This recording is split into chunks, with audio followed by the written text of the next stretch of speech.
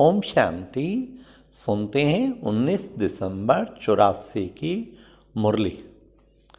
आज की मुरली में बाबा ने कौन से बच्चे चलते हुए सहज मार्ग का अनुभव करते हैं, दूसरा कौन सी बात बच्चों को बाप समान बनने के लिए वेरीफाई करानी है, तीसरा कौन से रास्तों को पकड़ बच्चे उलझन के जंगल में पहुंच जाते हैं लास्ट अविनाशी साथी से किनारा व सहारा कब छूटता है। तो आज की मुरली में बाबा ने बहुत ही सुंदर तरीके से, अरे बच्चे कितना सहज मार्ग है, केवल साथी को साथ रखो और कॉपी करते चलो, बस कॉपी कदम पे कदम। बाबा ने कहा दुनिया में तो कॉपी करना बहुत बुरा मानते हैं, पर यहाँ तो करना ही कॉपी है। हर संकल्प वचन कर्म बिल्कुल ब्रह्मा बाप समान, बस कॉपी तो करना है। क्या मुश्किल है कॉपी करने में।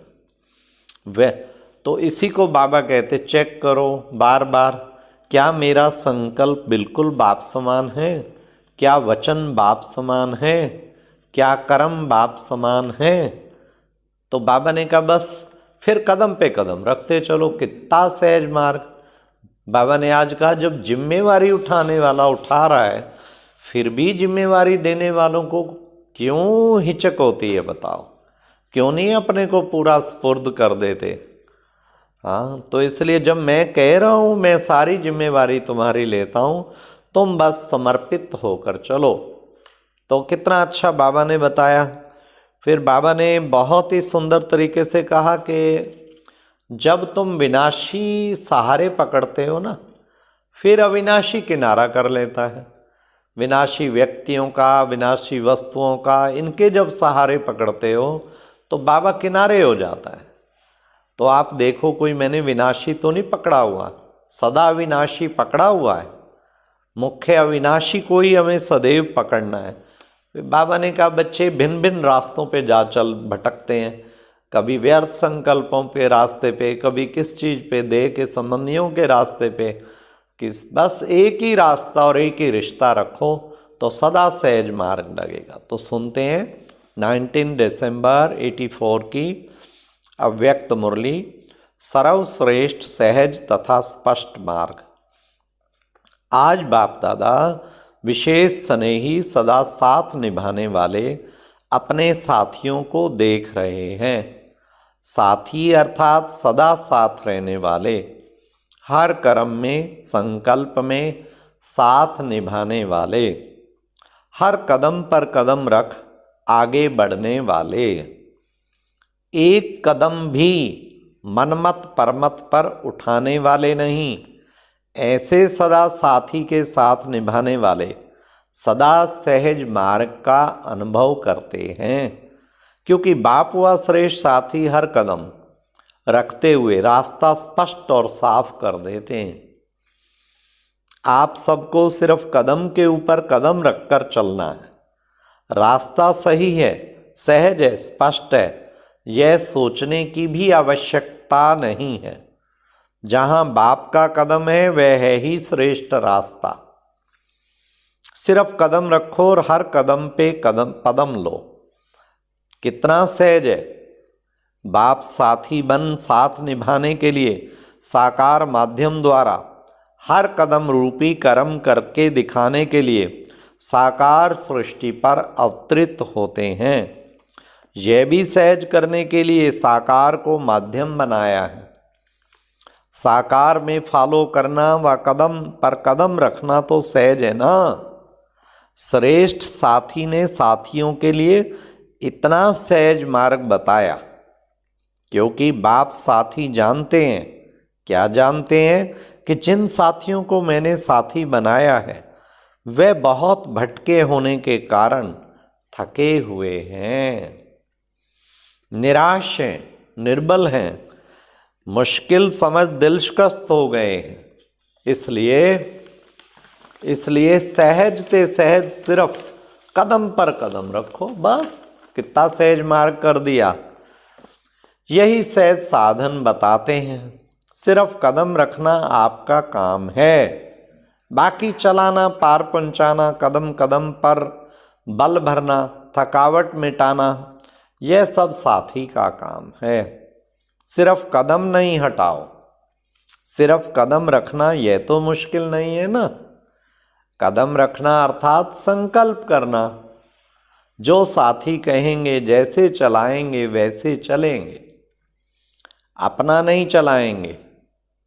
अपना चलाना, अपना चलना अर्थात चिल्लाना, तो ऐसा कदम रखना आता है ना।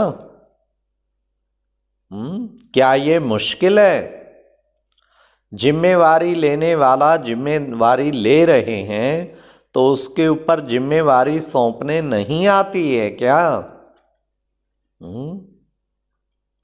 बाबा ने कहा, जब साकार माध्यम को मार्गदर्शन स्वरूप बनाए, सैंपल भी रखा, फिर मार्ग पर चलना मुश्किल क्यों? क्यों मुश्किल बताओ? सहज साधन सेकंड का साधन है। जो साकार रूप में ब्रह्मा बाप ने जैसे किया, जो किया वही करना है, फॉलो फादर करना है। हर संकल्प को वेरीफाई कराओ। बाप का संकल्प सो मेरा संकल्प। कॉपी करना भी नहीं आता है क्या? दुनिया वाले कॉपी करने से रोकते हैं और यहां तो करना ही सिर्फ कॉपी है। तो सहज हुआ या मुश्किल हुआ? जब सहज सरल स्पष्ट रास्ता मिल गया तो फॉलो करो, और रास्ते पर जाते ही क्यों हो? और रास्ता अर्थात व्यर्थ संकल्प रूपी रास्ता। अब सुनो कौन कौन से रास्ते जिस पर बच्चे भटक जाते हैं। और रास्ता अर्थात व्यर्थ संकल्प रूपी रास्ता, कमजोरी के संकल्प रूपी रास्ता, कलयुगी आकर्षण के भिन्न भिन्न संकल्पों का रास्ता, कलयुगी पुरानी समझ द्वारा देह अहंकारवश संकल्प का रास्ता। इन रास्तों द्वारा उलझन के जंगल में पहुंच जाते हैं, और जहां से जितना निकालने की कोशिश करो उतना चारों ओर कांटे होने के कारण निकल नहीं पाते हो। कांटे क्या होते हैं? कहाँ क्या होगा?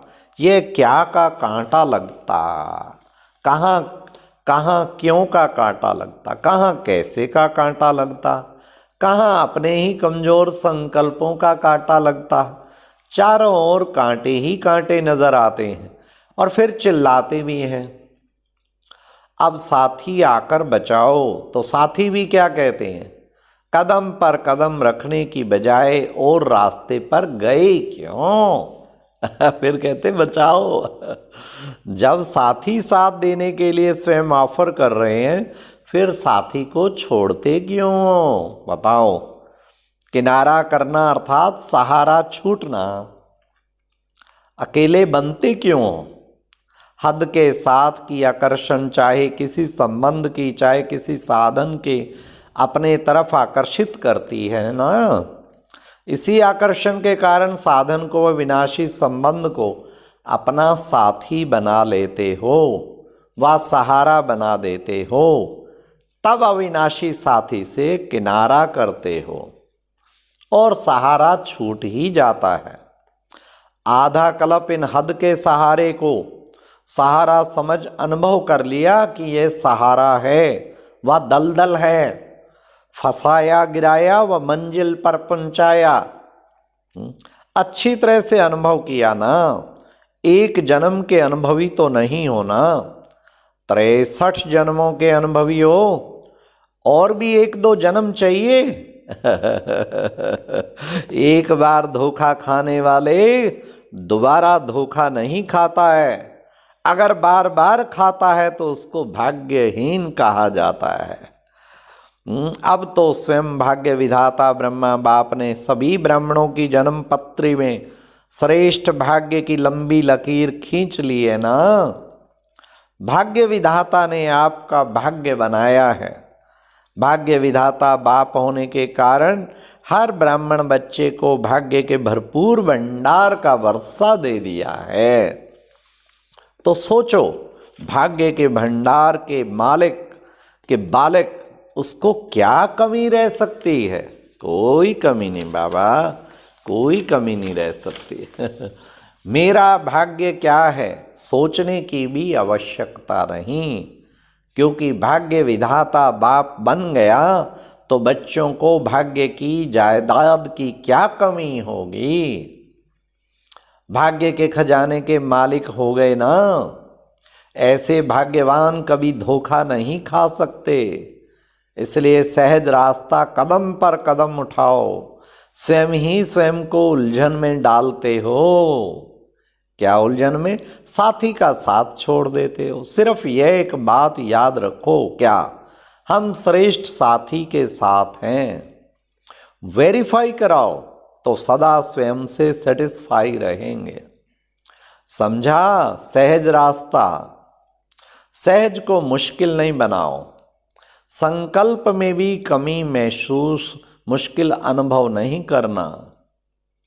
ऐसे दृढ़ संकल्प करने आता है ना कि वहां जाकर फिर कहेंगे कि क्या करें, मुश्किल है। सब बाबा जानता है। बाप दादा देखते हैं कि नाम तो सहज योगी है और अनुभव मुश्किल होता है। मानते अपने को अधिकारी हैं और बनते अधीन हैं। भाग्य विधाता के बच्चे और सोचते हैं पता नहीं मेरा भाग्य है वा नहीं है, शायद यही मेरा भाग्य है। इसलिए अपने आप को जानो और सदा स्वयं को हर समय के साथी समझ चलते चलो। अच्छा, ऐसे सदा हर कदम पर कदम रखने वाले, फॉलो फादर करने वाले, सदा हर संकल्प में साथी का साथ अनुभव करने वाले, सदा एक साथी दूसरा ना कोई, ऐसी प्रीत निभाने वाले, सदा सहज योगी, श्रेष्ठ भाग्यवान विशेष आत्माओं को बाप दादा का याद, प्यार और नमस्ते।